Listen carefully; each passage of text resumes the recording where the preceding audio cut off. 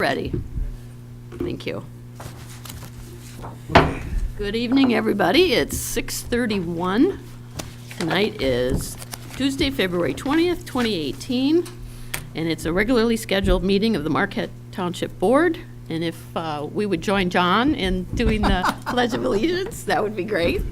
I pledge allegiance to the flag of the United States of America and to the republic for which it stands, one nation, under God, indivisible, with liberty and justice for all. Thank you. And even before the roll call, I want to thank Treasurer Johnson for filling in for me last meeting. I got through it. You did fine. You did great. We'll see if I can get through this one. You might have to jump in. I totally lose my voice. Okay. Roll call, please, Randy. Trustee LaRue. Here. Trustee Wiegand. Here. Trustee Everson. Here. Trustee Marks. Present. Treasurer Johnson. Here. Clerk Rattari is here, and Supervisor Durant. Here. Staff present is Manager Gerard, our attorney Roger Zappa, and Fire Chief Ron DeMars is here. Okay. Any public comment? Anybody want to share something with us? Name and address, please. Lynn? No, thanks. That won't help. Appreciate it, though.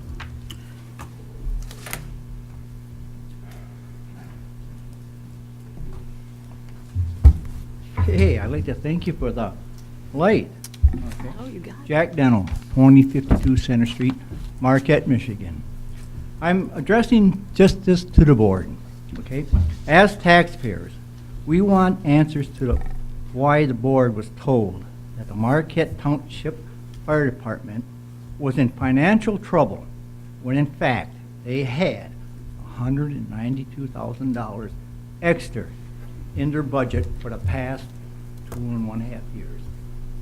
And then also, why were the taxpayers penalized by a 0.25 mils increase on our taxes to pay for an ambulance when that amount was in the fire department's budget? We'd like to have answers to these two questions.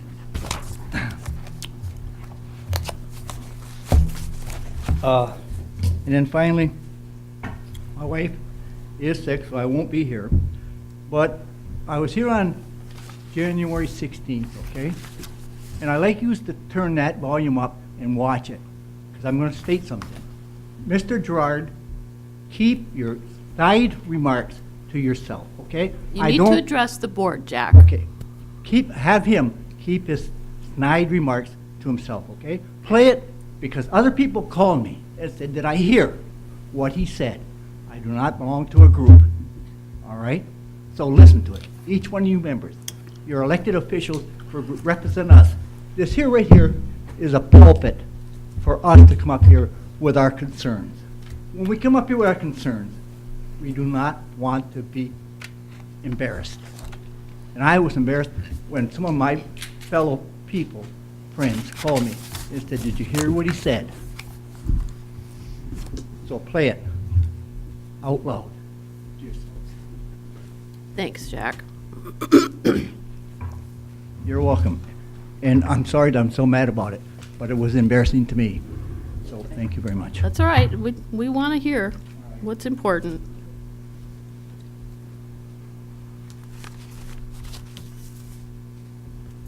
Sorry, I'm just making some notes.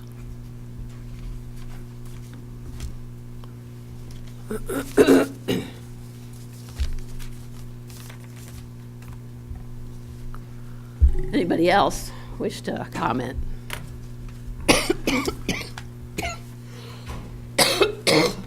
Sorry. Board member comment in response to public comment. Anybody have anything to share in relation to what we just heard? Randy? I guess the only thing I'd like to, it's too bad Jack left, but the only thing I'd like to share is I think in the last packet, I think some of that stuff that was mentioned at public comment was answered, I believe. So if maybe they can, maybe Jack should look at that last packet and look at that memo that was there, because I think it explained what went on, so that's all I have. Anybody have anything else? I watched the show too, and I didn't think there was anything appropriate. I was glad that Randy clarified some of the things. We agreed when we put that packet together that Randy was going to include the email explanation and all the responses we had. And I answered one other resident twice with text and a long, big, long page. That was also in the last packet. And I thought it was answered. And the long and the short of it is, and I'm not throwing anybody under the bus, and we've said this before, but there was a misunderstanding between the accounting department and the fire department as to what funds were being spent or carried over. And I don't know how many times we have to get that answered or clarified. When the three of us found out about it, we were very surprised. It was a couple years' worth of money that had been carried over that we were not aware of. It was not intentional. There was no penalized action taken by buying the ambulance the way we did. We were under the total understanding that those were the funds we had. This is not a, shell game or anybody from the employee standpoint playing a fast one. It just happened. And there's nothing we can do about it now. It's done. So I don't know if that answers the questions. If you don't believe it, I'm sorry. There's nothing I can do. But I don't know, Randy, if you want to add anything, since your name did come up. I haven't got a clue of what he was referring to about any remarks that I made. Whatever remarks I made were in direct response to what was presented at the podium that was incorrect, incomplete, and by admonishing the presenters to present facts and clear documentation. If that's snide, I guess I'm guilty. So, I have no idea. That's all I have to say about it. Okay.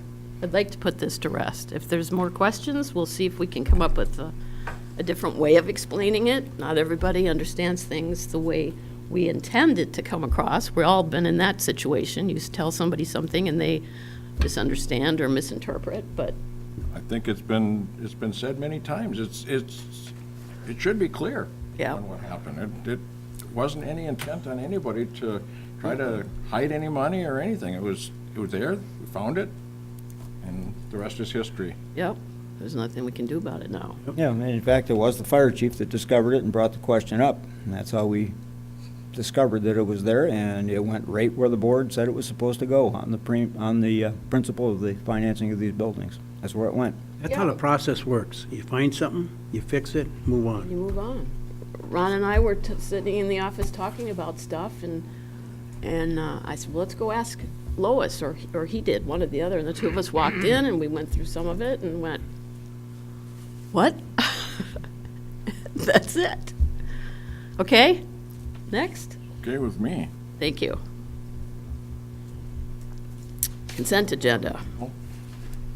Tonight, this consists of the approval of the regular meeting minutes of February 6th, bills payable in the amount of $202,997.04, received committee reports and other reports, including the fire department officers meeting draft minutes of January 8th and the business meeting draft minutes, the 12th too, February 12th also, pardon me. Sheriff's Department activity report of January, fire marshal's report of January. I did not have a supervisor's report, and the financial statement from January. Move for approval. Second. Oh, yes, Randy. Also, for that approval of the regular meeting minutes of January, should be February, not January, but should be of the, include the closed session minutes also in that. So moved. So I'll seconded. just add that. What I should tell, I think when we put this together, if it's regular meeting minutes and we do have a closed session, it will include the closed session also. Because it's part of the regular Yeah. that meeting anyway. But it should be the February, not January 16th. It should be that February meeting and the consent agenda. Okay. Ernie had something? Just one comment on the sheriff's office graph. Going through and looking at it, and it said complaints from the central dispatch is way up. Is there any way we can get a synopsis of what those complaints may be in that? I'm not looking for individual detail, just kind of an overview as to what is it, what kind of complaints that we're actually getting in that. Because it looks like it's taking a tremendous amount of time for our officers. Sure, you can find that out. Okay. Central Dispatch has a log of it, the Sheriff's Department has a log of it. Shouldn't be difficult to find that out. I don't need the detail, just kind of a overview of what they are. Wouldn't that be their monthly report, Randy? Well, I think it might be in the monthly report, Yeah, but, I think you know, it's a where- graph. Where they break, he does a gross count of how many complaints and then breaks them out by what they were over the course of the time. That's it, because I know I looked at the breakdown and everything, and I couldn't tell if that's where it came from or not, so. Yeah, most everything they get, if it's not the direct observation of traffic stops or things like that, show up in the detail, the bar, basically, by category of what they are. And I think basically what they're saying is that we've had a lot more activity in the township, a lot more activity in the region, basically, and that's generated more calls than normal compared to last year. But if you want to verify Sure, that, I we guess, can- for Ernie. that Certainly, would- I can request the dispatch log. I'm from not looking Central for the whole Dispatch. log, just kind of an overview of what they're really talking Okay. about in that. Sure. Okay, we had a motion and second, right? Yes. All right, all in favor? Aye. Opposed? Thank you. Excuse me, the rest of the approval of the agenda, we need a motion for that. Are there any conflicts of interest with anything on this agenda? Okay, then we just need a motion. So moved. Second. Motion and support, all in favor? Aye. Opposed? Thank you. Okay, Board Education, privileged comment. We have, looks like a report probably from the fire department, and maybe nothing from Public Works. Do you want to give us a rough idea, Ron, and then maybe we can ask questions? I like the, I don't know if the whole board got this, or if I just did the ambulance revenue and stuff. That was good. Okay, Because unless you understand how all the billing process works, it yeah. looks like a jumble of numbers. Well, we've talked about this a lot, so, yeah. Is there any question on just my January report? Okay, the only other thing I wanted to share with the board is we do have a total now of the ambulance revenue, which is a moving target daily because of billing. But to date, total revenue is $10,875.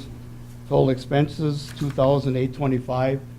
The expenses are made up of every time we have an ALS call come in and Duke LifePoint has to come out and augment our crew there, we ultimately receive a bill from them. So this reflects current billing. There is probably another 3 to 4 of those bills in the system being processed through. Is this through January, Ron? Through It's- January? Through January 30th, yep, end of the January. So at that point, we had $8,050.98 that was totally collected in revenue. And then the only other thing, we did our own spreadsheet internally trying to look at what percentage of this ambulance revenue was going to offset our payroll expenses. Because as the board knows, when we have an incident, it isn't just the EMS people that respond, especially during the daytime when staffing is lower than in the evening. Anyone that's on the department, firefighter, EMT, all respond if they're available so that we have backup at the station. And so far to date, the ambulance revenue has offset 38.67% of that payroll. So the reality, if you remember going back to when we were first crunching the numbers and looking at bringing the ambulance on, we're pretty much what Randy and I had estimated, we're falling right within those figures. So it is giving us a major offset in revenue from some of our expenses of payroll, staffing the station and having crews on standby when the units are out. So it's pretty much, it's been very successful. Lots of positive comments from the residents on the ambulance service and its availability. A lot of comments from the commercial district because we got there so quickly and we're able to, you know, get the patient, get them out of the area and out of the store and into the ambulance, and we've had a lot of positive comments, so we're pretty happy where we're at today with the ambulance. So. And remember, if you weren't real aware, when the hospital has to back us up, those are usually for ALS calls, because remember, we're a basic life support. So if there's an idea that it might be a stroke or a heart attack or something like that, then they'll send out the hospital. But otherwise, we're totally capable and qualified to do everything else, right? Yep. Just want to make And sure. we've actually responded twice now to back up Duke Life Point's ambulances when they're all tied up out of service into the city and have transported using Marquette City Fire medics on board the ambulance. So it's working out. It's a win-win really for both communities. Any questions? Repeat? Ron, do we have more and more people in the fire department willing to train for EMS and that? There's been a little glitch this year in the EMT course. However, we heard today now, we think it's back on track. We have 2 of our firefighters enrolled in this year's EMT course. We're hoping that whatever the issues are get resolved and the course gets back on track. We are, you know, ambulance calls make up 71% of our run volume. So to say the least, it's putting a lot of pressure on our existing EMTs to meet all that demand. So hopefully that course will get back on track and those 2 individuals will get through the course and get certified for us. It says that from January, you have 122 calls already.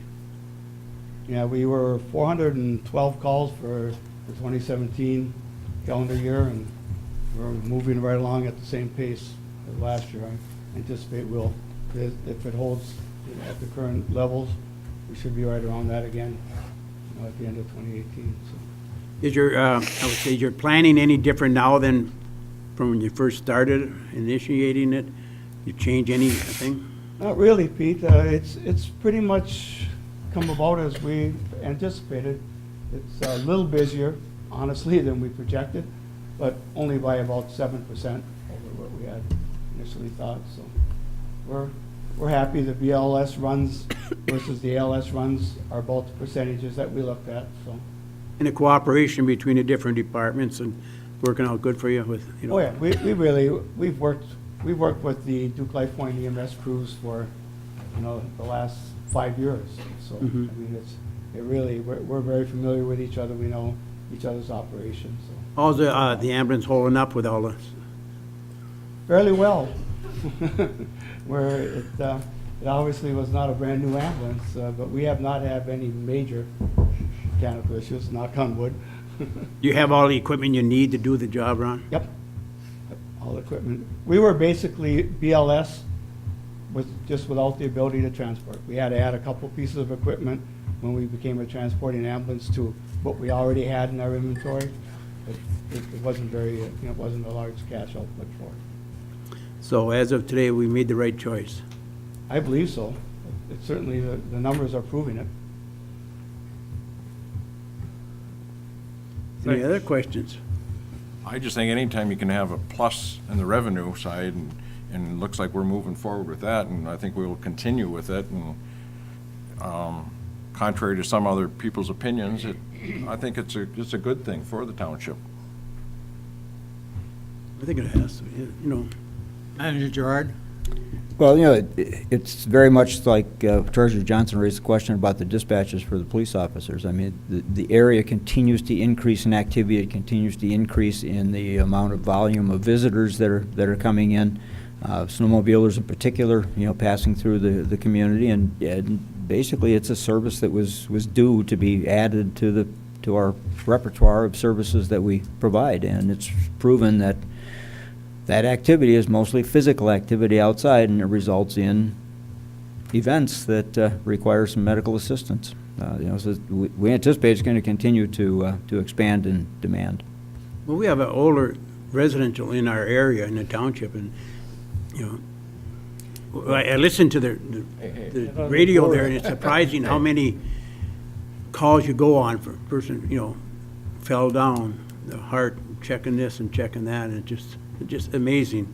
And it just, you should be commended with a good job you're doing, because I haven't heard anything negative out there yet, Ron? and all positive, so that says a lot for your planning and your quality of your people you have there, so thank you. Thank you. Just don't visit me, all right? Not for a while. Treasurer, Clerk Rattari. Yeah, Supervisor Durant had to step out for a minute, so Treasurer Johnson will run the meeting until she returns. Any further questions for the fire chief? If not, thank you very much, Ron, on that. Any questions? All of us at any time can check with him on at that point in time. Board members are always welcome to the fire station, no appointment needed. Not coffee. Bring your own. Next item would be Public Works. We have no report on Public Works at this point. Do we, Manager? Well, Hart? just, I can do an update. Kirk was just back from vacation, so I told him he didn't need to burn overtime to come in tonight. But just a couple of things. We are in freeze-up season. We've had a couple of freeze-ups so far. As you realize, as we get to this time of the year, we start getting the sunshine, we start getting a little bit warmer temperatures. That has a tendency to drive the frost down deeper, faster. So we have had a couple of freeze-ups. We, right now, the last time I checked, we had about 54 properties that were on let run in terms of letting their water run so they don't freeze up at the curb stop or at the service line coming into their residence. I'm told that the city of Marquette has over 200 on let run, and cities of Ishpeming and Negaunee have all of their properties on let runs, simply because of concern about frost being driven down and freezing pipes. You will notice in the overtime report a spike on Sunday, the 4th of February, a spike in overtime. We did have a couple of low pressure events in the system that were caused by the failure of a pump, an electronic failure. That did require to have 3 of our service workers be called out, and they spent essentially the entire day rectifying and correcting that, as well as refilling the tanks and monitoring to make sure everything was back in service, so there wasn't any kind of a disruption to the residents and no infiltration of anything else into the system. So if you have any questions on that, Kirk, and certainly I did have them put together a report on it, and I sent that out by email to board members just for your information, but I just wanted to bring that to your attention. Other than that, things are kind of laid along pretty good. We're hoping for warmer weather here pretty quick. Ice rink is functioning pretty well. Once we got it cleaned off after the snow and the freezing rain this morning, it's back open again.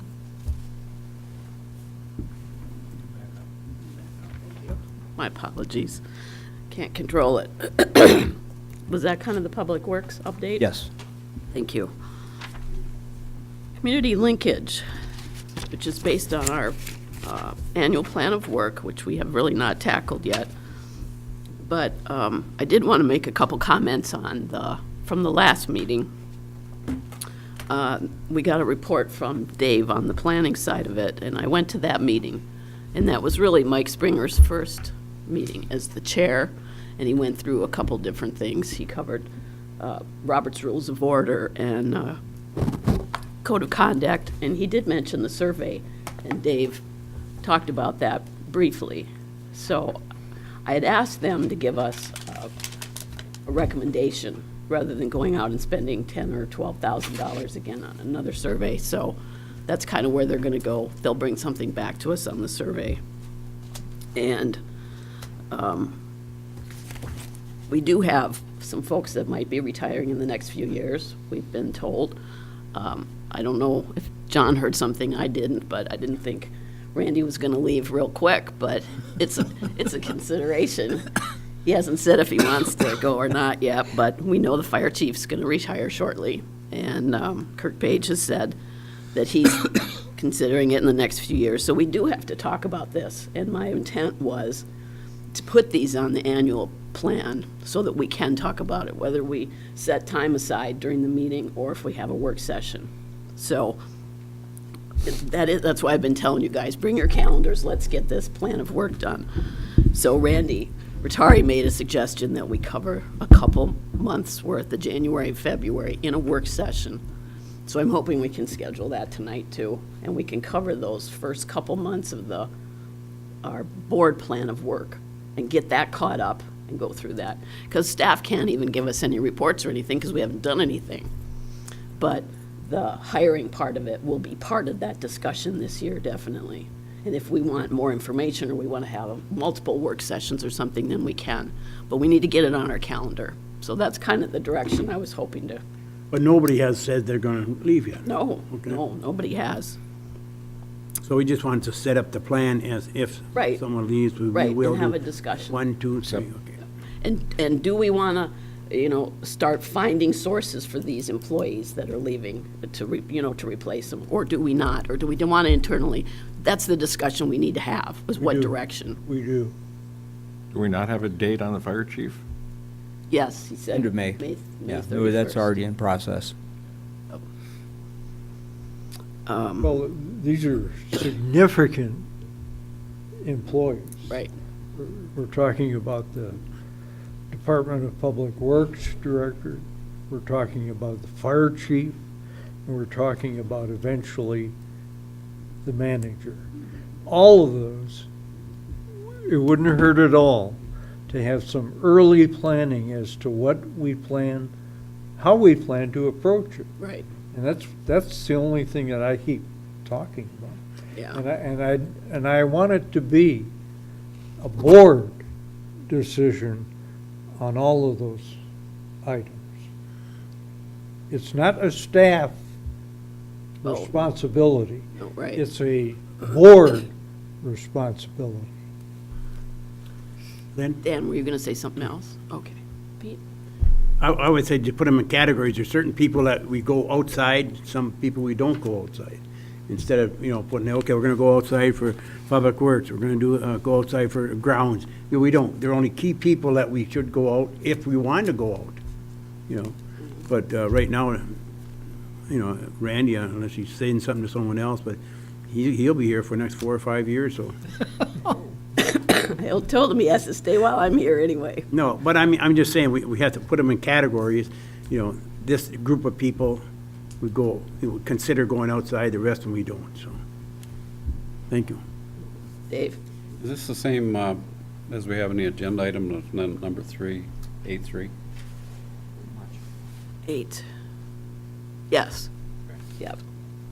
But there were questions on, why aren't we doing this, or are we doing this, or have we started this? And I just wanted to mention that that's where it's going to fall, is the plan of work, where we can talk about it. There've also been, you talked about the ice rink and everything too, and what to do with that. Again, that's something that we have to sit down and figure out. And I think it should still be based on a recommendation from the Recreation Committee, what they could come up with. That's the idea, is they do the legwork, Taking my update away from me. Well, I'm commenting on what you guys talked about. I wanted to be part of that, so you knew where I was coming from too. Just trying to cut you short, buddy. Yep. Ernie? I think setting up a schedule for plan of work for the future, just the items that have been discussed right now are the ones that we need to look at. We don't need to go into detail at this point in time. These are just highlighted items, and Right. once we get to that, they become detailed items then, Yep. right now, so. It's still up to us how much time we want to Yes. put into it, but we need to take that first step. Okay, that's all I had on community linkage, because unless somebody has something to share about what they're hearing from the public. Okay. All right, policy discussion. Consider Sheriff's Department amended 2018 contract. I know from the last meeting, too, that David asked to have this discussed again. I thought we were good on it, but if there's something, if you want more information, or, yes, feel free. Well, there was a discussion last time about attaching a memorandum of understanding to that contract. I think that is a good idea, because I don't think there's things on there that are explained sufficiently in the contract. And a couple of things that I still don't see clearly explained in there, and then I have raised a whole question when I was reading through I think it was the earliest agreement, 1999 or whenever it was. The first one is I agree, and everybody keeps saying that our car and deputy will leave the township under certain circumstances, and I don't have a problem with that. And I understand that happens. All I'm saying is someplace in that contract or memorandum of understanding, there should be an adjustment at the hourly rate for however long the car's gone. You don't know if he's gonna be gone 15 minutes or 8 hours. You shouldn't tack the residents of Marquette Township with footing the bill for that, because it's an unknown. We don't know how often it's gonna happen. And I just think that should be something in a memorandum of understanding of what the adjustment is and what the hourly rate adjustment is for when he's gone. The other thing that I would like to see addressed is paragraph 4.3 in that contract discusses standards of performance. And when I read it, I get the fact that they're saying that their caliber of work would not be any less for the township officers versus the regular patrol officers. What I would like to see addressed is the fact that the additional hours we're paying for is not going to lessen the standard patrol hours that are portioned out to each one of the townships in the county. We shouldn't have less standard patrol hours in Marquette Township just because we're paying for additional hours, because that's not what the additional hours are for. The other thing is, when I read the 1999 board resolution and regarding the vehicle purchase, when I read that, it's addressed the vehicle purchase that one time, and it addressed what to do with the old vehicle that one time. But it seems to me we're continuing to operate under that same resolution, and I don't think you can do that unless there's a resolution someplace that I'm missing that said we'll just keep on doing that. And I would think there's got to be something, whether it be in a memorandum form or whatever, that suggests what's the trigger that says we're going to replace the car, and what is the standard policy for what we do with the car. Everybody knows what we do with it, but it's just not addressed, and I think it needs to be addressed. And then apart from that, is I really think we ought to consider putting the additional sheriff patrol coverage on a millage issue for the residents to make a decision. I know we hear a lot of people when we discuss it that want the sheriff's departments, but we're hearing from an actual very small percentage of the residents that are out there, and I think if it became a ballot issue, or they're willing to pay for it, and I think it should appear on the same ballot as the library millage, and they should make a decision and a conscious choice. Either they want to pay for it or they don't want to pay for it. Instead of us just taking out of the It's general fund. obviously a budget impact, and it's obviously brings this budget very close, and I'm fine with it if everybody says they want to pay for it, but I haven't really heard a good consensus that says they want to pay for it yet. You're saying you haven't heard that they're okay with what we're spending on it now and the way it's set up? Right, we've gone wanna from give them an option. reducing it to 40 hours to going back to 60 hours to ending up at 80 hours and reviewing it in June. We really don't have a plan set up there because we really don't have a lot of feedback from the residents as to what they want to do. And do they want it to the point that they're willing to pay a little bit extra dollars for it? And I think we're probably looking at almost a mill to pay for that for a year. Almost exactly, yeah. So are they willing to do that? How bad do they want it? And the last comment with respect to that whole thing is there's a Public Act 241 that's becoming effective on March 21st that allows the court the ability to require reimbursement to the state or a local unit of government for the expenses related to retail fraud. It just occurs to me that we should be able to get on that bandwagon and get some of that money that we're spending to investigate and prosecute retail fraud. And the thing that brings up after that is if that is authorized by Public Act 241, where does that leave the penal fines? They go to the library. I think they're right there on the coattails someplace, and I think somebody needs to take a look at that. We don't even know what the penal fines are. Right, my point exactly. You can't find it. I asked several people about it. We don't. I think Randy Rotari came up with the amount one time. I think everybody's got a good idea of where they go and why they go there, but nobody's actually pointed and said this is exactly what the law says and this is exactly what has to happen. And I guess until I hear that or see that, I'm kind of not too comfortable with the fact that we just say, oh, well, that must be what happens because that's what we were told. I don't think we have to operate based on what we're told. But that's my only comments. It must have been a treat in school.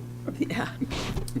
Go ahead, John. Just for the record, penal fines in some ways help with the retirements of the judicial system.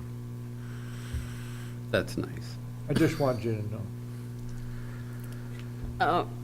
Maybe I misunderstood, and I'd like to know what the board thinks. I thought we were gonna kind of spend this remaining 3 months until June working on this and coming up with the memorandum, what we wanted to put in it, what the qualifications were for the vehicle and all that stuff.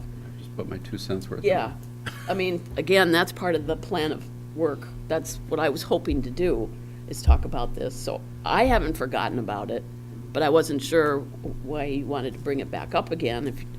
And this is fine to qualify what you wanted to, what you were looking for. So I was thinking we would stay on this until June and work on it, what we want it to look like in June. Was that what everybody was thinking, or? That's fair. Okay. I'll stay on it. Okay, that's fine. That's fine. Yeah, I intended to talk about it, At least we don't have to guess what he's thinking. I guess. So is the chair looking for a concurrence with the recommendation from the manager? Is that No. For now? No, I'm not. No, Okay. I want to include that in our plan of work for this year. And I Whether we just do it. wanted to bring that up so that I could express my concerns about the memorandum of understanding that I hope gets attached to that contract. Lynn, I would like to know what the penal fines are and, how they, because nobody seems to know where they get it. Because the library was contacted, the township was contacted, nobody seems to know. So, just for your own information. Roger, how do we find that out? Is it a specific public act or something that applies just to the penal fines? That defines where they come from and where they go? What a percentage is? I thought it was half of the ticket price. Somebody goes out and gets $50 ticket, the county gets half, the library gets half. That's the way I understood it, There- but maybe I'm wrong. That's right, no. But how do we find that out? Do you know? Well, I can look into that. I don't know off the top of my head what the Okay. formula is, but, and Yeah. it'll vary depending on the particular offense as well, to some Right. degree, so. Because the amount of money might be different. And when the last agreement was made with the library, part of it included that penal fines would go to the library. That was in the agreement that I voted no on, but that's beside the point. But I understood from that meeting when Pam came in, that was in the library charter, that they had to have them. No, they can put whatever they damn well please in their charter. We get to put what we want in our resolutions. Because we haven't been doing that in the past. Well, but we should. I know, It'll Ernie. change. It had, going back to our discussion a year ago when we were going through this library, when we got into the penal fines, and it got down to the point, and my understanding, I'm trying to remember, is that we couldn't receive them for whatever reason. It had to go to the library or something like that. And, because we had brought that up, and we had a lot of discussion on that, but we as a township board or a township could not directly receive the penal fines for whatever reason, I couldn't tell you. Unless we used it for something that involved the library. If we were gonna put a drop box in, we could use that money for that, or if we were gonna put another office in, and have somebody here, or Yes. information or whatever, then we could. Anything referring to library. Right, nah, but we couldn't just take them. We couldn't take it. Right, that's the way I understood it. Which one's first? Hey, Dave. The reason I brought up that Public Act 241 is I'm sure the part that I read out of that is a summary, and I'm sure it's not all inclusive. What I'm suggesting is that somebody needs to take a look at that, because if the court can assess fines to cover the local municipalities' expenses for retail fraud, I suggest a closer look might suggest that they're able to assess that for more than retail fraud. And as much as we're paying some $200,000 a year or $189,000 a year for additional sheriff's department patrols, I would think that we have every right to expect something out of that in return. And that's almost the same amount as what we pay the library. Well, we don't pay it. I mean, I misspoke. That is collected for them. Pete? You might want to ask the Sheriff Cyber, because they operated under the same system.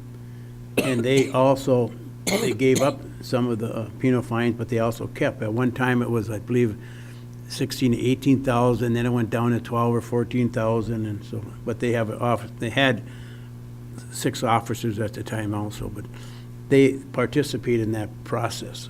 So how he does, I don't know, but anything you want to do with penal codes, it'll take time to change things, but we should look at it because it's costing the residents more and more money, what we want to do with it, so. Randy? First, a question, with regard to the sheriff's contract, do you want to retain that on the agenda for the next meeting? Or are you going to defer this to the plan of work? When we get to the plan of work, let's see if we want to do that. Okay. Because I want to look at the calendar and see what we really should have covered these 2 months. And if we want to bring it across, then we can. Okay, and if I recall correctly, when we negotiated the current contract with the library, we agreed to give them the penal fines in that contract. You did. Yeah, Yeah. I know we did a fair amount of research, and again, I don't have it with me, and I'm going from memory, but I think that there was an option for us to retain some of those, and we opted not to in the contract. I don't think so. So, but I know Chocolate Township retained it for their own police department. They funded part of their police department with some of the penal fines. But it was their own police department. It wasn't like a contract with the sheriff. It was their Yeah. staffed department. I think we need to do some more research Yeah, on it before we start definitely. talking all around. We can just keep speculating all night. Want to chill?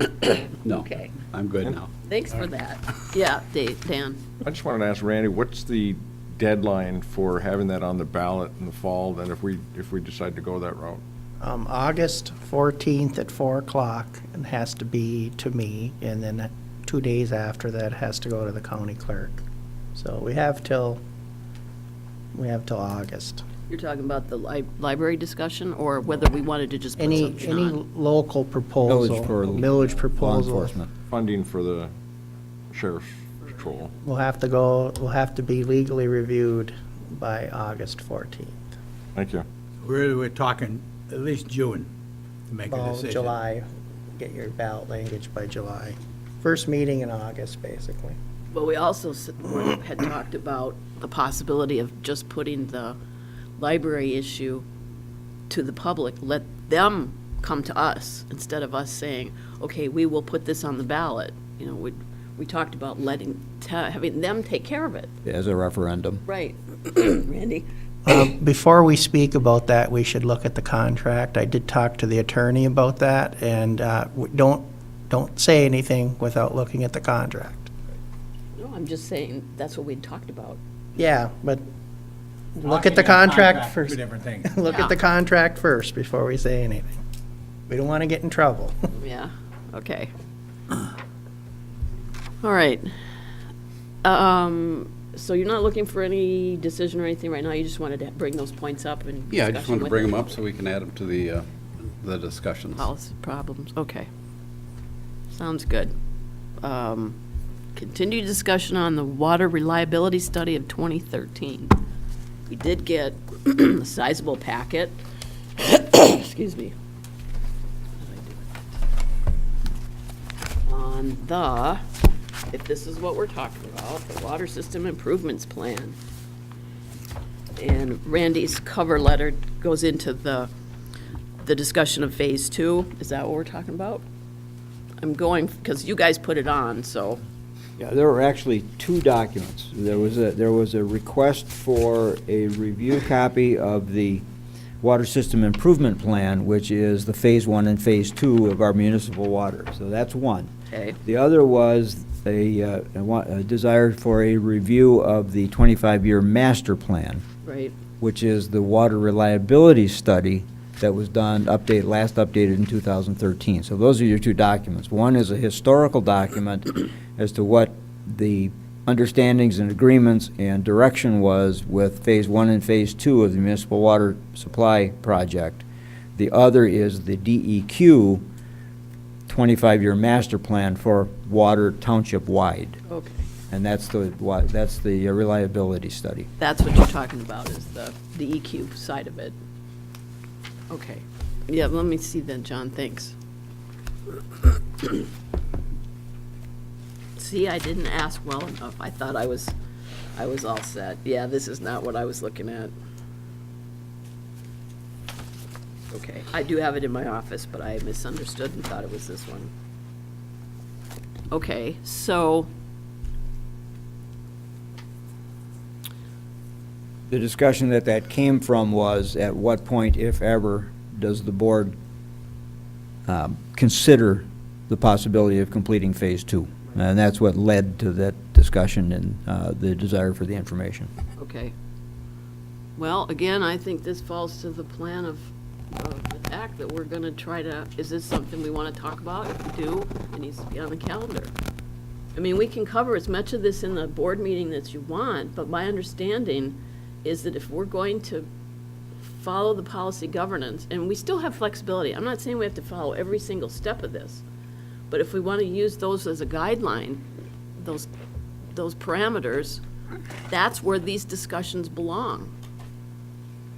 So, I mean, if you want to try to tackle it during a meeting, that's fine. We want to keep our meetings to an hour, you know.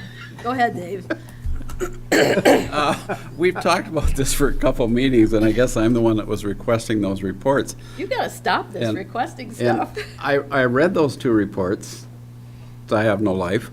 And what I would categorize those reports at is supporting documentation. What I would hope we could get out of this whole thing is a summary and a recommendation as to which the options that we have available to us. We're either talking an option of continuing after 2028, it is now, to go with the city contract, or making some efforts towards water independence, or a contract outside with another municipality other than the city. And those are the summary and recommendations we should be looking for from the manager. Like I said, the Stantec report and that reliability study, that's just nice for supporting documents to justify where the summary came from. I don't think the board has any business sitting here going through those 100 and whatever that is pages of those two reports and trying to make head nor tails out of them. The thing we need to get in the summary is we need to get an apple to apples comparison. We got the city does it in cubic meters or whatever it is, I'm and going to bring that up. we do it in thousands of gallons, and there's no comparison. When this board, in my opinion, when this board sits down to make a decision on whether we want to move forward with an exploration of water independence and what that's going to cost and what the timeline to get all that done is, we need to be able to compare that specifically One-to-one. to how it affects the rates of the residents, whether we stay with the city water and their rate structures, and what we can anticipate those rate structures to be after 2028, and where we think the rates would go if we went the route of water independence. And the biggest thing that I see when you start looking at rates is we can't just look at rates. We have to have an average that we set. The average resident uses this many thousands of gallons a month, and then we use that thousands of gallons a month figure for everything we compare, because everything in that summary should come down to what appears on the resident's bill. And that's what we should be looking at when we're deciding which direction we want to go, is how it's going to affect the residents' bills. And the big thing from our water bill is we've got all these service fees. They need to be rolled in for the purposes of a comparison. They need to be rolled into the water rates, and the forecast service fees that are going to change if you do water independence need to be rolled into those water rates, so you can get a good per 1,000 gallon comparison on what it's going to cost us. And one of those reports, it said that there was going to be like 175% increase in our water rates, but I think that was before the court hearing. part of that whole summary is I'd like to see where the manager, because he's certainly got his finger on the pulse of this whole thing and he knows where it's going. I'd like to see where he thinks our rate structures are going to go and what a recommendation from him is as far as what we could expect in the rates. And If you read this one, the Ayers-Lewis project plan, this is dated 2004, so it was right in the beginning of that. It goes more into the philosophy of, it gives you the options of the independence, going outside the township, or staying with the city. It tells you, it seems like it's more of a compilation of this, but it's on the philosophical side. If the township wants to do this, this is what's gonna involve. And one of these things, the very first option, there's 10 different steps you have to go through, even before you even get to start building stuff. And I made a lot of notes, like, nope, nope. It just seemed like, but anyway, my point is, I think this project plan would give you a lot of the answers, even though it's misdated for, it's quite a few years ago. I agree, and I read that, and It would help you give you the direction. and I believe it does, and I'm surprised at how much that plan mirrors the Stantec plan. A lot of the same facts and figures are in there, but again, this is, depending on how you read the documents and which one you're taking as gospel, they need to be updated from 2004 to 2020. And what surprises me is when we first looked at this some months ago, and we said we really need to give some direction to Public Works because we may not have enough time to accomplish this by 2025. And then we come back and we say, the contract doesn't expire until 2028, so we have lots of time. Well, I don't think we do have lots of time. I think we need to move it forward, and we need to make a decision because it will take Public Works this whole year to even put a timeline together and anticipated cost before you can make a decision on what you want to do. But I don't know that we have to have the numbers right now. If we go with at least the concept, you can say, yes, we'd like to look at this direction. I think what you're saying is you want to have numbers in all three steps. I'm not saying numbers, I'm saying some ballpark numbers. There's certainly some ballpark numbers out there. And the manager, I've talked to the manager about this, and he's got some definite ideas on where he would expect the rates to go if we stay under the city contract when that contract expires. And we need to rely on his expertise to forecast where that's going to go. And with a slight cost of living adjustment to the 2004 report, you can get a good idea where it's going to go to put phase 2 of the water program together. And it doesn't take long to divide that out and give you a comparison so that you can make an informed decision. And I did just get a letter last month from the city saying that they had switched over, and I think Randy might have mentioned it too. They are now on regular thousands of gallons. 1,000 gallons. We are. So it'll be a lot easier for us to do apples to apples. But again, we need to sit down and talk about this. I sound like a broken record. And if you want to take a half an hour or an hour or whatever at a board meeting and go through all these, that's totally fine with me. But I'd rather do it at a work session and So then would I. bring the discussion back, because that's televised and recorded anyway, and then bring the discussion back to the board level so the public can understand it, what we talked about. Ernie? I think first we have to decide what direction we're going. That's number one. We have to look at all the possible options out there and lay them all out and not go with a lot of background, but to start looking at them.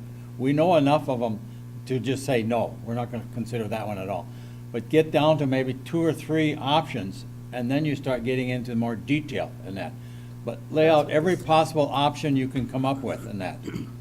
So, They've got 3 in here. The only one that they didn't include was Water Authority, which I want to add as the 4th one. I think that's a viable option. Then one of the options is don't do anything. Water As it Authority is. being what?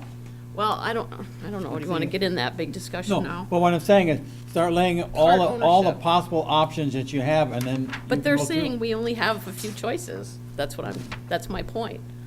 I think we may have more than you think. in Well, that, too, so. like I said, But there's some of at them may least not one be worth more. anything in that too, so. But lay them all out and just start crossing them off until you get down to 3 or 4 of them, and then you can start getting into more detail and start eliminating them at that point in time. And you can't do it at a board meeting, because I think we have to Right. do it at a work session. Right. So Then- let's put this on number 3 or whatever. Yes, Pete? If you go through the Sandtech thing, I mean, it really tells you the direction you have to go and what you have to do. But we talked about, updating the numbers, but Manager Gerard said that we shouldn't be spending money to do it over again. He can do it in-house. And let's not go outside because it's gonna cost more. That's one of those first steps you have to do, is what actually is the cost of doing this one? And then we take all the other costs and then go from there.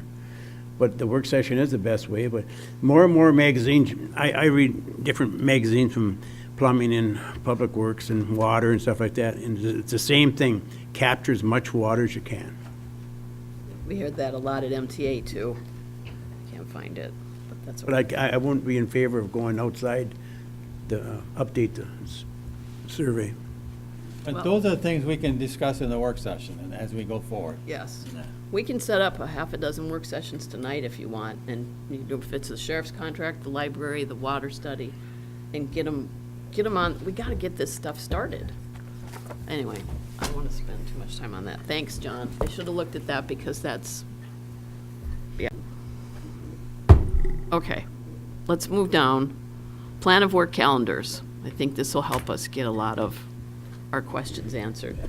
Did anybody bring their policy books? Here.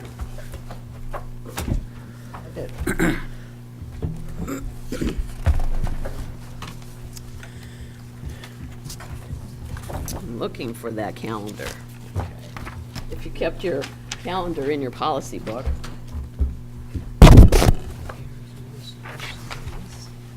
What is recommended, and again, I'm using this as a guideline, we can change this however you want, but we have to have something to start from. The ends monitoring and the means monitoring, there are 4 different things that they recommend we cover in January. 2.7, which is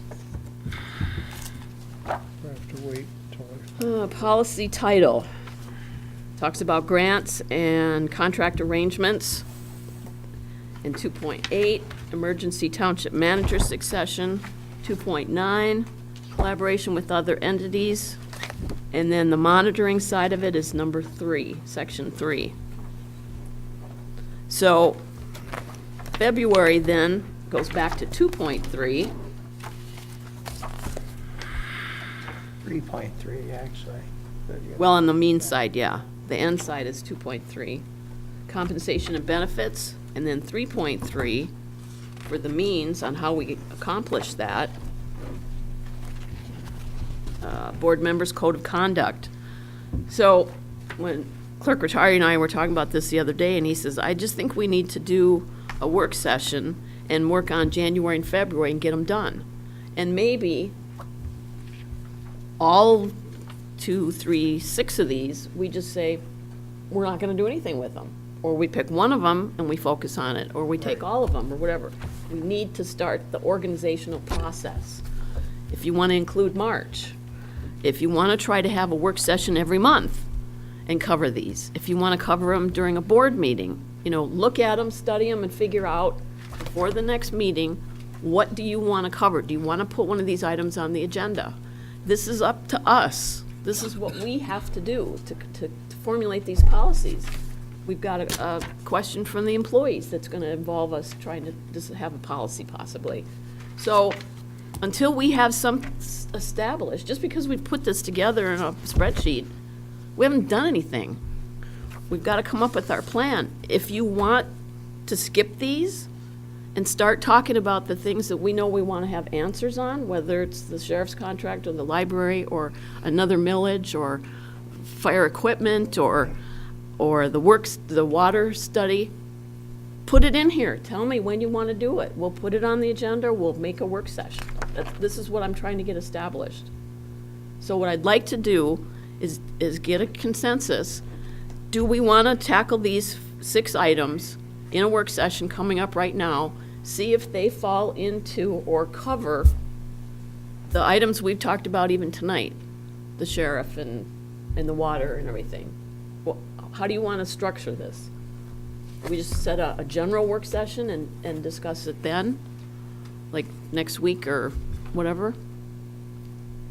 Yes, Dave? I would opt for the general work session, and I think it's important that we get our list of what we want to work on and the months we want to work on it Yes. in. And we could categorize all that stuff you're bringing up at just a work session to figure all this out. An organizational work And session. we could do it, just, we don't need the video conference or anything like Right, that. We can right. just do it on our own. Just us, yep. Okay. So, yes, John? And it can be a preliminary work session, Yep. not one we're gonna finish anything. Right. But just to get ourselves on board as to what direction we're headed in and what are the issues Right. within that are gonna be covered. We don't have to finish them. And I think that'll help us get direction. And that's what we need. But if you can think, unless you want to just say something right now, if you can think of the main things you want to try to accomplish this year, we got to do something with the sheriff's contract by June, right? So it makes sense to talk about it now. So that should be one of the things we would discuss at this work session. When do we want to do it? Well, obviously, we need to do it before June, so maybe we do that first. And do we want to talk about a fire millage for equipment? Or do we want to talk about the water reliability study, okay? So think about the 2 or 3 or 4 things you want to cover. That's why I gave you that list of recommendations. But I didn't hear anything. I have to get my ruler out. Yes, Dave? I would think instead of hashing all this out in a board meeting and spending time doing that, I would think we would have more of a general work session to set the agenda for the year. That's what I said. But we would just set the first work session agenda tonight. Yes. And then just As a, move ahead as a from there. general organizational work session for the year. Yes. Okay, calendars. Pick a day.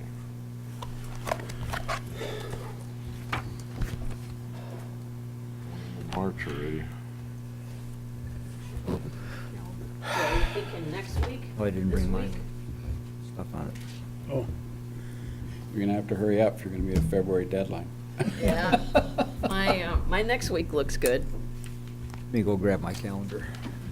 You want to try to get something like tomorrow? How anxious are you to get going? This a middle of the day thing? Can't do it tomorrow, we're Whatever. past our Oh, yeah, posting deadline. 15 hours. Okay. And hey, what's your schedule, Randy? When are you working? Anytime, I'm good, anytime next week after 1. Next week after work. Me too. So in this, I'm thinking like a 1 to 3? Yeah, That how about sound next, good? how about next Tuesday, 1 to 3? I'll stick with a Tuesday. 27th? Yep, 7? that sound good. We'll make sure when Randy gets back. John? I got a 1 o'clock appointment. You want to make it like 2 to 4? Would that help? Yeah, I can't do 2 to 4. 2, I might make 2. I could, Well, you I can I think always- I'll be through by 2. You could always come later too, John. Yeah, It's yeah, whatever. sure. What time you want them to have it? One- Go ahead and have it at 1. 1 to 3 then, I'll be as an long as hour. Randy doesn't have a conflict or some kind of major thing we have to do. I'm only gonna be across the street. Okay. All right, we'll think of 1 to 3 for a second here. No. And so we're going to call this a preliminary or You got organizational all your documentation you've done at 15. annual plan of work. I'm good for Okay. any 3, Monday, Tuesday, or Wednesday. I could do 1 to 3. Tuesday is good, and Thursday would be. Yeah, I can do any day Any too. day? Monday's not good for you though. No. Tuesdays are better. I don't have payroll or anything next week. Okay, were we still good? Would 1 to Wednesday 3? work for John? Any days, like 1 to Tuesday, 3. Wednesday, Thursday? Thank you. Is one of them any better? Pardon? Because they're saying We'll be here anytime. Wednesday. Not Wednesday? Got, Thursday? Tuesday and Thursday for Tuesday me. and Thursday, Tuesday, okay. Tuesday's those fine. work? Tuesday's fine. Randy, we're looking at Tuesday, the 27th, from 1 to 3, 27th of February? February, yeah, next Tuesday. Thank you. Okay. Next Tuesday. Let's see what we already have for next Tuesday. 27th at what time? 1 to 3. Should work for me. So this is a preliminary work session for our plan of work. Preliminary. And policy review too. Yes. Which, okay, so is that, what segments, because I'll have to It's an overview. It's just, Okay, so it's, you're not looking for me to provide you? no. Okay. We're just gonna kind of see what we want to try to tackle this year and could put a time frame on it. And then I think we can review the policies from January and February and see if we have to, if we're okay with them or if they need to change. And then that'll at least give you an idea for Okay. a monitoring report. So from a homework standpoint, look at those. Does everybody know which numbers those are, what I'm talking about on the spreadsheet? This set, these 6. Yeah. Look at those 6 and see, if just to Specific save policy time, sections. if there's something you think we need to cover, and then bring that to that next meeting. I don't do homework anymore. All right, I'll move to schedule a work session, February 27th from 1 to 3 at the Township Hall. The topic will be the annual plan of work and policy review for policy governance for January and February. Okay. Thank you. And I think Oh, Dan supported it. Supported it? Okay. All in favor? Aye. Opposed? That posted tomorrow. Thank you. Okay, that'll cover that. Okay, we had no pulled items from the consent agenda. Board committee updates. I just want to remind everybody, we have one more position open on the DDA, Downtown Development Authority. And we had pretty good response, probably a total of 50 people for last week that came to the meetings. I got to 3 of them. I think John got to all 4. A lot of good questions and comments, and everything was positive on expanding the borders. I know you guys talked about it at the last meeting, so I just wanted to throw that in. But there are people that are interested in what happens to our downtown development area, and if they want to get involved. This is going to be kind of fun to work on with all the development in the next 3 years. So if somebody wants to participate, we don't meet a whole lot. Next meeting is April 16th. It's the next 10th. scheduled meeting. Most Yeah. likely, we'll be having a couple of follow-up meetings in between those times, just special meetings for the DDA to make sure that we're on track with our notices and everything else for the boundary expansion. Right. Do we need to do something at the March 20th meeting anyway? March 20th is public hearing, yes. But anyway, the next actual meeting is Tuesday, the 10th of April. Correct. At 5:30. That's the actual one. Okay, Quarterly meeting. yes. Before you drift away. Sure. I thought the comments made at the downtown development meetings, all 4 of them, there were very positive comments made, and I think, well, you might not have heard all of those comments. The point is that the public that was present brought up some very interesting comments about what they thought the Downtown Development Committee ought to be thinking about. And I'll just, one of the blanket things that was said was that activity should be also away from 41. So that's what they're looking for. I thought that was a very positive response, and it'll help with the development of the downtown development group. Attendance, I think.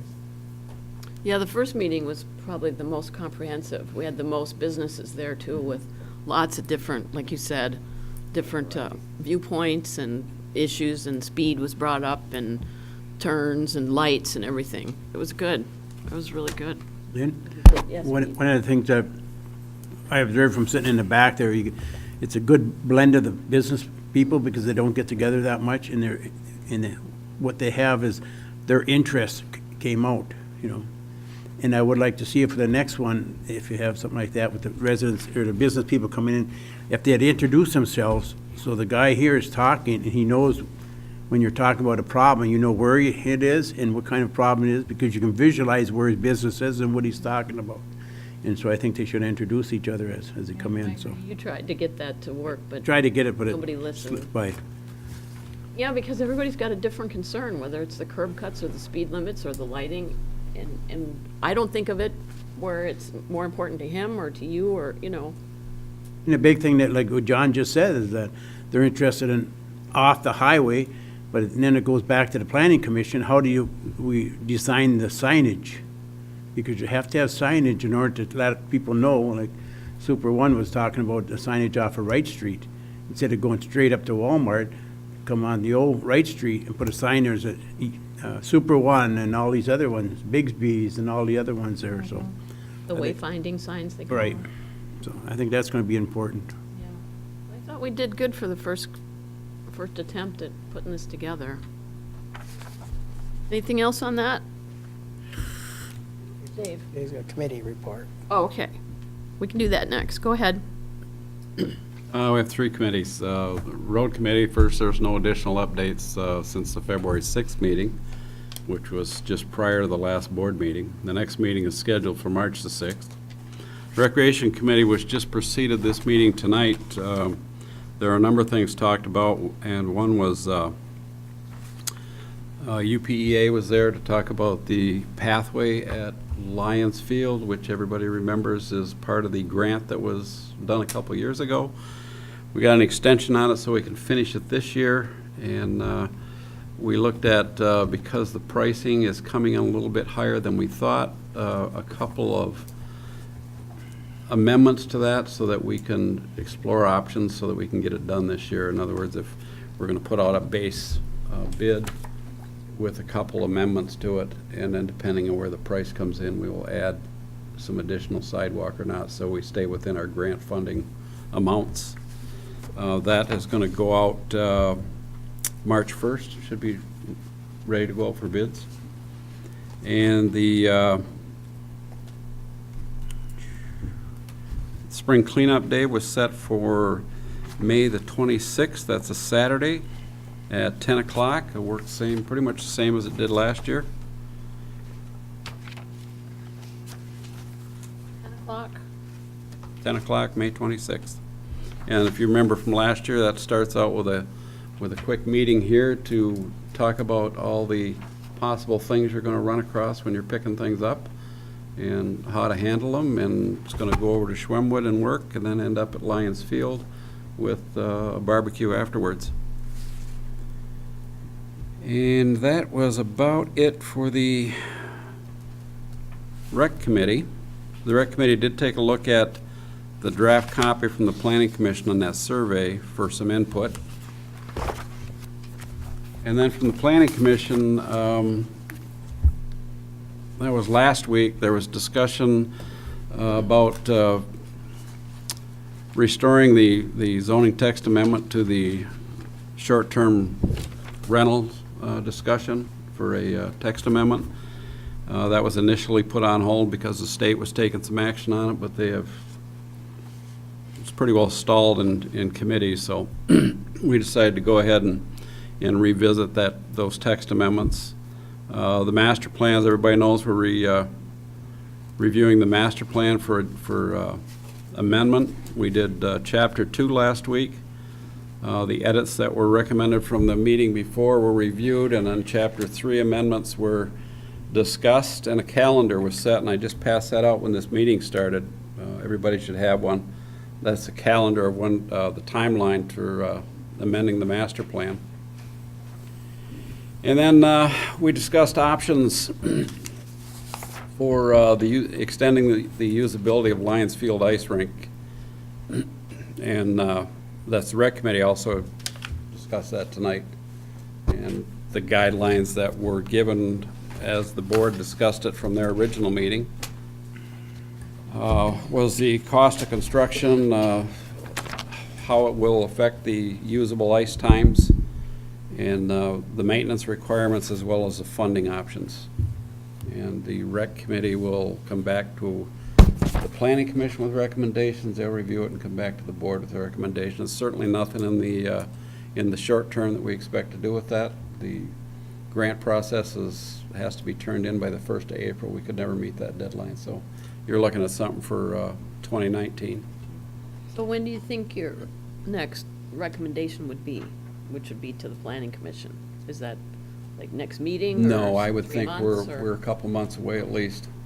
There's a lot of research that has to be done. We're looking at any combination of things. You can look at putting a roof over top, or you can look at some synthetic ice options. You can look at a combination of both, and it's going to boil down to cost, life expectancy if you went the synthetic ice way, the maintenance costs that are involved with both. We got a pretty good idea what the maintenance costs are now and how much usable ice we get out of it. We just need to compare all those and get some prices together on them so that we got some idea of where the money comes from and how we're gonna fund them. If we get a grant, there's gonna be some in-kind match. So you gotta come up with an idea where you're gonna get the in-kind match money to. So we've got that, the rec committee started on tonight, and they'll be back to the planning commission in a couple months, I would think. The last planning commission thing is they're working on a amendment to the bylaws. We're actually a year or so late on that. It was required, according to the old bylaws, it was required that they be reviewed every 5 years, starting with 2010. So we're a couple of years late on our review. That should be out of planning commission with a recommendation. We're thinking sometime the first meeting in March. But that is about it. So what's the deadline? Is it like October, I think, to do 19 for grants? It's actually April 1st to have the initial submission in For next year? for this year. Right. And then, yes, I'm sorry, for next Yeah. year, it would be April Got it. 1st of 2019. No, I mean for 19. Isn't it October? late. Well, October is when they typically release Depends on how the you- funds and award the grants. depends on how you look at it. If you submitted an application this April, it would be awarded in 2018. You actually wouldn't see the dollars until 2019. Okay. But it's a 2018 grant. It is considered 18, okay. Okay. Any questions for Dave, maybe? Dan? For the cleanup on the 26th, what are you gonna need as far as power equipment, leaf blowers? They're putting a whole list together based on what we used last year and the year before last, and we'll have all that for us. That's why we started early, so we can get that list out so everybody knows what we're looking for. We'll come back to you with that here sometime next month. Okay. We don't have any committee appointments, you took care of that. Any public comment? Oh, sorry. Announcements.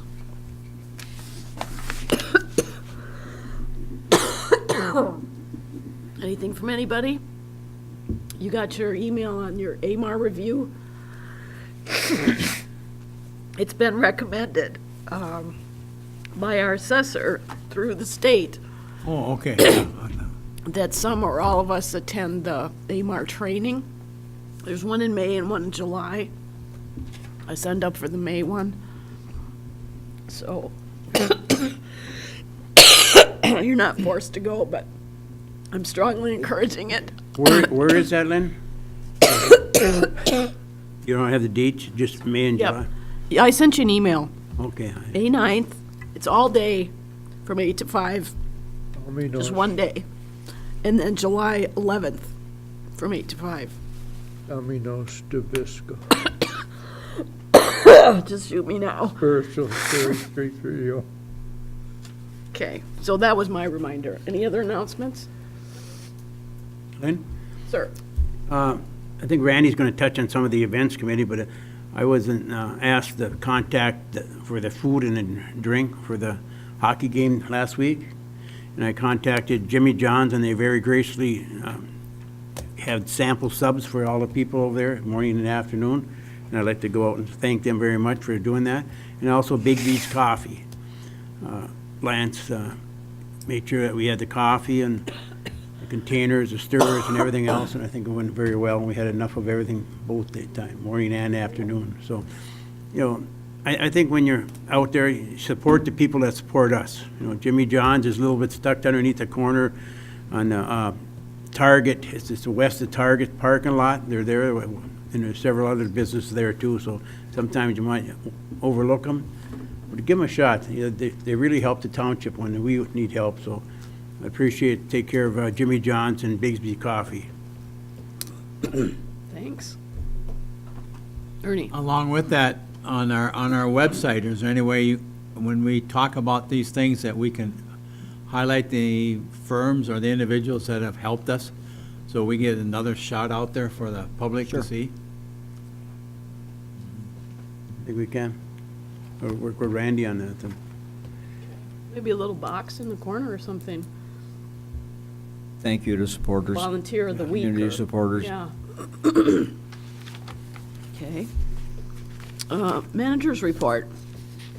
You do have a printed report in front of you. It basically, just to recap, the Community Events Committee, as Pete just mentioned, scheduled several activities at the ice rink over the last couple of weeks. On the 10th, February 10th, was a exhibition game between the Marquette Mutineers and the Northern Michigan University Club hockey team, which is not their varsity team. It is a traveling team, however, that plays. So they had an exhibition game at the rink, and then following that, we had a boot hockey, actually a hockey tournament. We did have ice, so it was an actual hockey tournament, 3-on-3 tournament. We split the ice basically horizontally and have two 75 by 75 sheets of ice with mechanical goalies, not live goalies, it's box goalies. So we had the tournament going, and interestingly enough, most of the players from the Mutineers and from the club team stuck around to form their own 3-on-3 teams and continued to play for the rest of the afternoon. Then on Thursday, the following Thursday, we had the NMU Wildcats, the hockey team, on the ice, and they were doing their exhibition inter-squad game on our ice rink, the yellow and gray game. They skated for about an hour and a half. It was a lot of fun, and they tied up 8-8, and so they coached through everybody out on the ice for the last goal. It was a free-for-all to see who was going to get the last goal, and it was like a swarm. It was pretty interesting. They had a great time. They had a lot of fun. As Pete mentioned, there were quite a few people there to watch it. The radio station was there to cover it, kind of a play-by-play as they were going along. The announcers who typically announce the hockey games came over, so it was pretty good. The next event that we have there will be a boot hockey tournament, I'm pretty certain. It's March 24th. So that'll be another 3-on-3 tournament. That'll be same format. We split the ice in half, 75 by 75, and have 3-on-3 games. So that'll be occurring on the 24th. I certainly encourage folks to come out and watch. They're a lot of fun when they do that.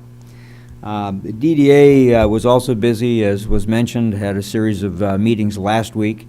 4 of them basically targeted towards the businesses and property owners that will be in the affected potential expanded DDA, to give them an opportunity to hear what was going to be happening with the roundabouts and with the reconfiguration of US 41, with the various other activities that are going on, the tunnel, the pedestrian ways, and the pathways that we're talking about constructing. As was mentioned, the issue of wayfinding signs did come up, and that's something we'll be taking a look at. We did find out that we were awarded both of the grants that we applied for, so our cost for supplying the lighting at both roundabouts will be capped at $25,000, not $250,000. So that was good news. The notices, the board at their last meeting adopted a resolution of intent to modify the DDA ordinance to expand the boundaries. The advertisement of the public hearing, which is currently scheduled for March 20th, was placed in last Friday's Mining Journal and in yesterday's Mining Journal. It did run. I verified that they both ran. The process that we're in now is the next official act that we have to do is we have to send individual letters to all of those properties, essentially making sure that they are aware of the public hearing on the 20th and have the opportunity to come in. Any of the affected properties that were not able to come to one of the 4 sessions we had last week, first of all, they missed out on the pizza and the salad, which was a big hit. But secondly, they can certainly get in touch with us at any time to come in and take a look at what is happening, ask any questions, get any information that they need, so that the door is open all the way until March 20th. The US 41 Corridor Committee met on the 13th of February. Their next meeting is on March 6th. You do have the minutes of their January meeting, January 9th meeting in your packet. Just a couple of quick comments with regard to the discussion that you just had on the water system. I think there are a couple of things that the board, definitely the cost of the residents is a concern, but that's not the primary concern of why you're talking about the potential water system. We have projected growth. The 25-year master plan is in place because we're projecting out 25 years what our growth pattern is going to be, where that growth might occur, and how we will serve that growth in terms of water. As everybody recognizes, we don't have a lot of groundwater in the township, and it's in very limited locations, and we're currently tapped into the two primary locations already tapped into. We own the property and we have test wells there. That's phase 1 and phase 2 of the original water project. But we have an obligation under that 25-year master plan to be in position to service those areas with water. We have to identify how we're going to service those areas. We will always have a joint water system with the city. We will never be totally separated from the city because of the design of the existing system that we have. And people don't realize it. If you live in the city of Marquette, anywhere west of Lincoln, you're getting water from our tank because it's an interconnected system. They pump it from the lake to our Cox tank. We pump from the Cox tank to serve residents in the city of Marquette, the western portion of the city of Marquette. We also then serve Trowbridge and several other areas. The rest of the township that's currently on water is served from our well system, which is down south of Grove Street. As we continue to grow west, we're going to expand beyond the capability of those systems, and that's what you're looking at with the DWRF2, the second phase.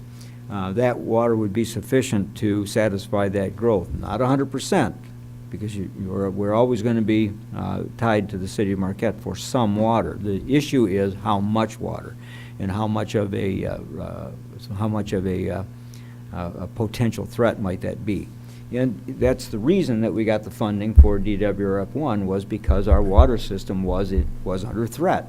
And it's been since the mid-'70s that there's been conflict over water between the city and the township. And that conflict is going to continue going forward as other things beyond either of our control occur.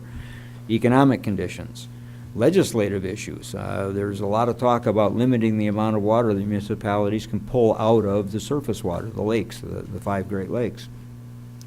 There are capacity issues in terms of simply having enough water to serve the growing area. The city can only draw so much water with their current system without improving it, expanding it, same as us. There are limitations. Legislative, biologic threats, pollution issues. Those are all things that threaten surface water that really are not a threat for us from a groundwater standpoint. We do have the capacity for groundwater that the city really doesn't have. So those are all things that have to go into consideration of this mix, as well as cost to residents. At some point, water cost is going to be what it takes to provide it, and that's not going to be something that we can arbitrarily set. I mean, there is a production cost, labor, operations, things such as that. Now, we certainly have more of a control over what we produce and how it's funded. I mean, certainly we have more of a control. We don't have that control over water that we purchase from another municipality or another entity. At some point, they have some control over that. Right now, our contract requires an independent survey study every 3 years by an outside source that establishes what the next 3 years of water rates will be. But that's only out for 3 years. We're talking about if we decide today to build and construct and finish into operation phase 2, that's a 5-year project by the time it's finished and built and operating. So those are the kinds of things that, in this work session, you need to kind of have rolling around in the back of your mind. Do I have a pretty good idea, as Trustee Wiegand suggested, of where the rates might be going? Yeah, pretty good idea. You can see what the cost of infrastructure and the cost of acquisition and the cost of labor and everything else is going to impact that. We are only responsible for the portion of the city's water system that is required to serve us.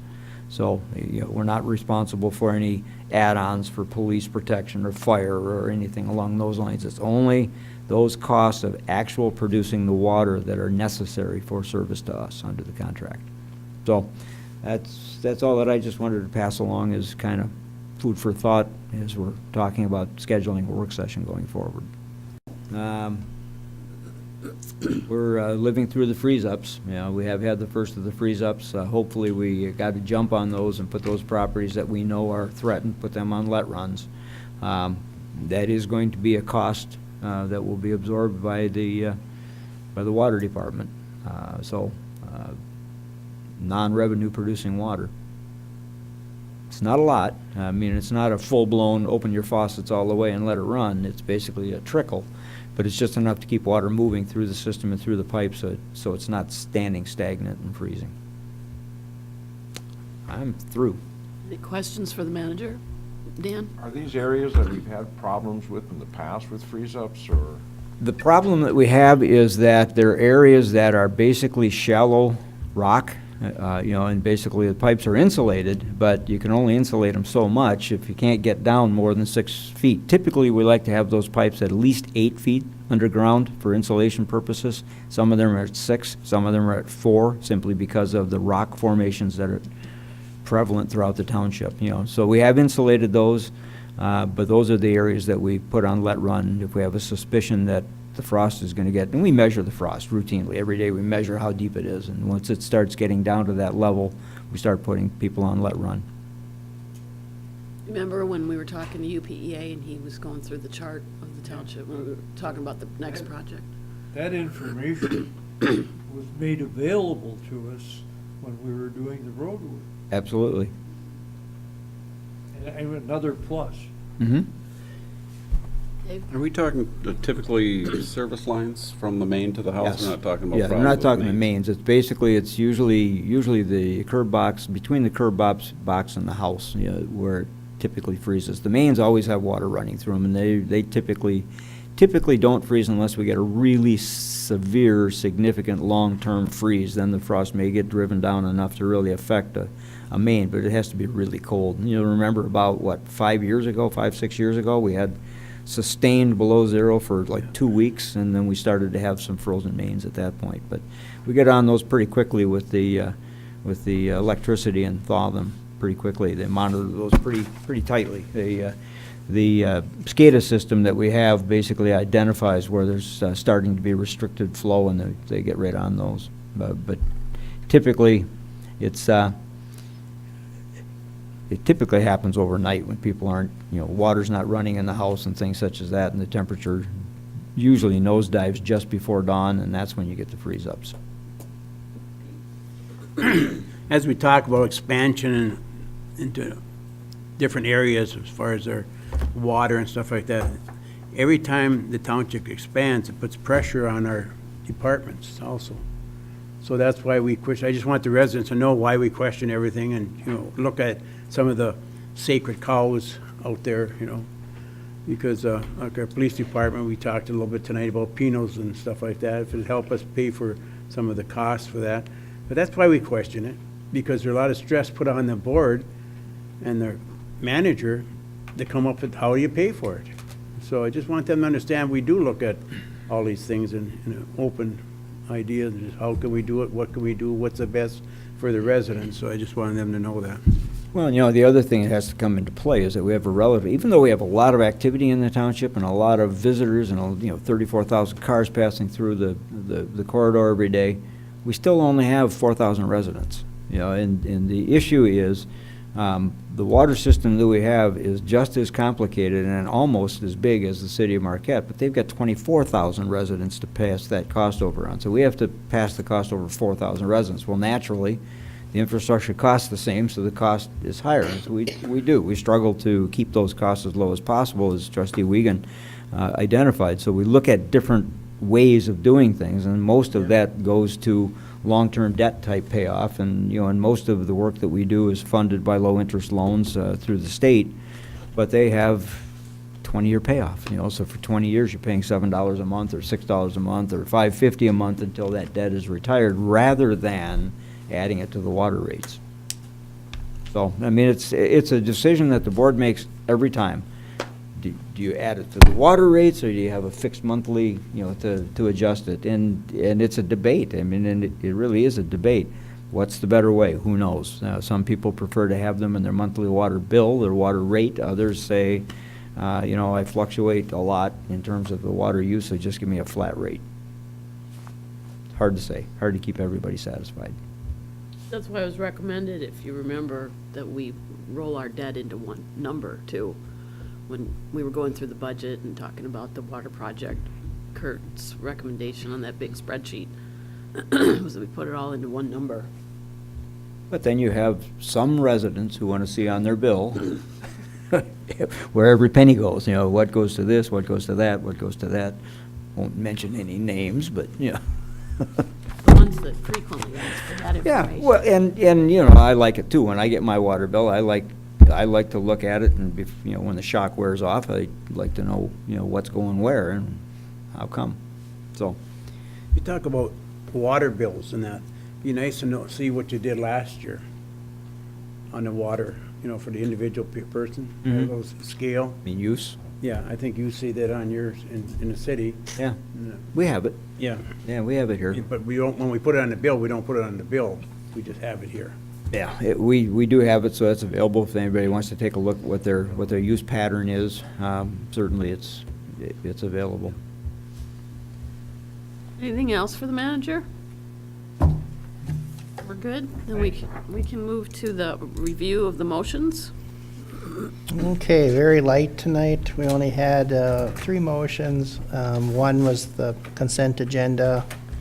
Second one was approval of the regular agenda. And the third motion was the schedule of the work session for next Tuesday. No action items, I believe. So for the future agendas, we have anything we need to, that you guys want to bring up, or? I think the agenda's pretty well packed. Yeah. I don't want you, Want to make sure. let's do good what we do, what we plan on. Let's do that first and get it, and if something comes up, it's fine, but, you know, don't tackle a bunch of things that just bogs us down. Open. Okay, sounds good. Board member comment. Anything anybody wants to share? I'm sorry about my coughing, I really am. If I don't get it fixed, I'm gonna be in divorce court too. Yes, Randy? Yeah, I attended, just to kind of tag along on the manager's report. I did attend both of those games at Lions Field, and I think they went very well. And I did get a photo from last Thursday of the, I gotta pull it up here, from the NMU Wildcats. They had a 4-on-4 exhibition there. Fortunately, their coach couldn't be there because it's their off week, and he's only for certain hours he can be there, and he couldn't be there, but I'm sure he would have loved to have been there because it was pretty fun. And I got a photo, if John can zoom in on that. They had a little group photo before they left, so I think it went pretty well. And this year it went good because it was their off week, and hopefully we can do this in the future with them if the schedule allows. And the ice was in very good shape considering we had a 45-degree sunny day before it was the day before this, so they went out and worked on it. It got cooler during the night, and it actually worked out pretty good for them. So it went real well. That's all I have. Okay. Thank you. Dave? Just a quick comment on the bottom of the agenda. It's got the next scheduled meeting date is today. Yeah, I had Andrew Let change everybody know that. that's March 6th. She said it was. Oh, aren't you gonna go to the next meeting today? No, Oh, It's actually on mine, it's the 6th. is it? Yeah. Okay, scroll down, you never see it. it's gone. Yeah, Pete. Just one more thank you because I really appreciate it, because it's hard for a smaller business to thank Bigsby Coffee and Jimmy John's out in the township. Thank you. Ernie? Just to follow up on the hockey game of the NMU players and that, at the Township Business Association, Todd Nair made a comment, because he had been, was there probably broadcasting where people were. The players from the west were not appreciative of the outside cold weather. But the players from Duluth thought it was fantastic, because one of them said that, or two of them said that we had 3 rinks within 2 blocks of our house outside, so we're out there all the time. So that was interesting to hear that, too, so. Anything else, board members? Okay, I guess we have a closed session. Randy, you want to read that? I make a motion to enter into closed session pursuant to MCL 15.268 subsection C for strategy and negotiation session connected with negotiation of a collective bargaining agreement if either negotiating party requests a closed hearing. And that's a motion. Do you have a second, Ernie? All in favor? Well, it's Aye. roll call, but Yeah, that's what I thought. Clerk Rattari is yes. Treasurer Johnson. Yes? Trustee LaRue. Yes. Trustee Wiegand. Yes. Trustee Everson. Yes? Trustee Marks. Yes. And Supervisor Durant. Yes. We are in closed session at 8:12 PM.